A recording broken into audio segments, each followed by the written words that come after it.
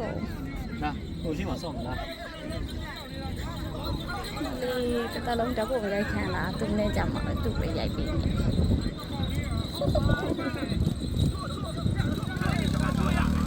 ရင်းတော့လိုက်မလားရင်းတော့လိုက်လာတာလာမြင်းတော့စီးပဲဆိုလေဟိုကန်နေဝါတကယ်လိုက်ကန် ဒါသူကုန်နေပါမှာဒီဘုံတွေစားကြည့်ပါချိုက်မှာဆက်လို့ရတယ် အော်ညီမလေးပြီးခဏနေရိုက်မယ်နော် ဟုတ်မှာဒါရှင်နောက်ပြီးလောင်းလာ လာတော့မယ်ရှိတော့မယ်ရှိမှာဆော့